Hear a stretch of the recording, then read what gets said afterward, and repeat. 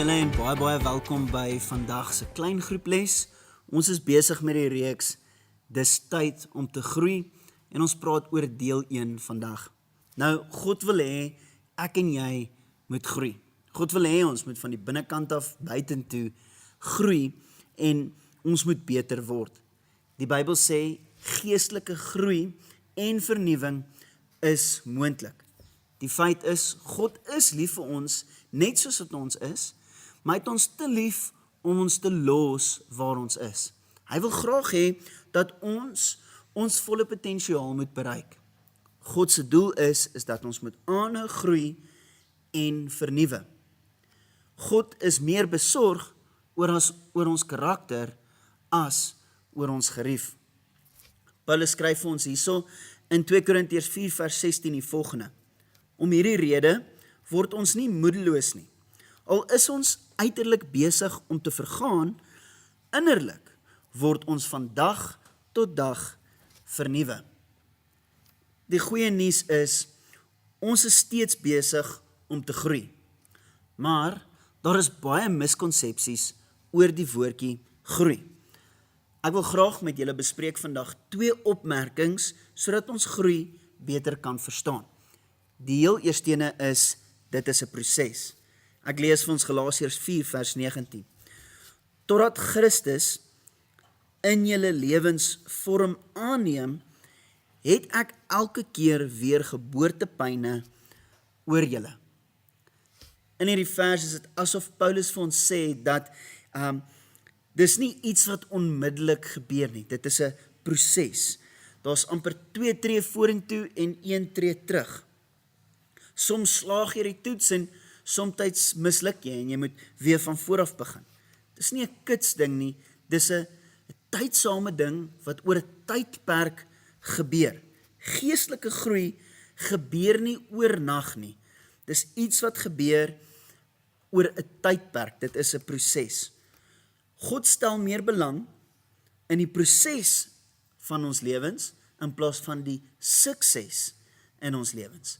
So, Paulus praat van groei as 'n proses wat moet plaasvind. Nou die miskonsepsie wat gelowiges het, is dat hulle dadelik moet perfek wees. Hulle moet vandag weet, hulle moet vandag perfek wees, soos wat die Bybel van ons vra. Maar Jesus het juist gekom om vir ons te wys dat ons gaan struikel, ons gaan foute maak en ons het hom nodig om ons te red van ons eie foute af. Daarom is heiligmaking 'n proses en nie 'n destinasie nie. Baie kere dink gelowiges dat om 'n Christen te wees is om 'n destinasie te bereik en ons is perfek, maar dit is nie. Dis heiligmaking oor 'n tydperk saam met God. 'n Tweede opmerking is om soos Jesus te wees is die doelwit. Met ander woorde, om soos Jesus te wees, om moeiteloos te doen wat Jesus sou doen toe hy op aarde was. Maar hoe kan ons meer soos Jesus word? Die Bybel noem dit disippelskap. Ons is volgelinge van Jesus. Dit is om soos 'n vakleerling te wees. En die vak wat ons besig is om te leer, is Jesus Christus. Die probleem is, hoe meer daar van my is, hoe minder is daar van Jesus. As ons meer van Jesus wil hê, moet ons minder van onsself hê. Ek lees vir ons Johannes 3 vers 30. Hy moet meer word en ek moet minder. Hy moet in belangrikheid toeneem en ek moet afneem. As ek meer word, gaan daar outomaties minder wees van Jesus. Hy gaan minder wees in my lewe as ek meer word. As ek minder word, gaan hy meer word. Die eie ek is dit waarmee ons moet werk, wat ons moet aanspreek vir ons om meer soos Jesus te lyk.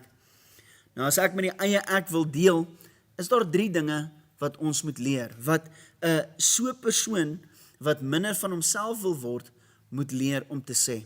En die heel eerste ene is, ek was verkeerd. Party mense het die onvermoë om te sê, ek was verkeerd. Om verkeerd te wees, is om swak te wees. Daarom is dit onmoontlik vir 'n trotse persoon om verkeerd te wees. Wat trotsheid kommunikeer is my beeld, is vir my belangriker as om te aanvaar ek was verkeerd.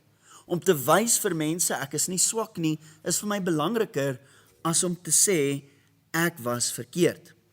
Dit wil sê, hoe ek voorkom is vir my belangriker as wat Jesus van my vra. Om verkeerd te wees in enige verhouding is nie die einde van die wêreld nie. Maar om te maak asof jy nie verkeerd was nie, is die einde van 'n verhouding. 'n tweede ding wat ons moet leer sê is, ek weet nie. Vir baie is kennis hulle grootste wapen en hulle wil graag hê almal moet daarvan kennis neem. Om trots te wees oor die kennis wat jy besit, bring hoogmoedigheid. Ek weet iets wat jy nie weet nie en dit maak my beter. Hierdie hoogmoed laat jou neerkyk op ander mense en te veel laat dink oor jouself.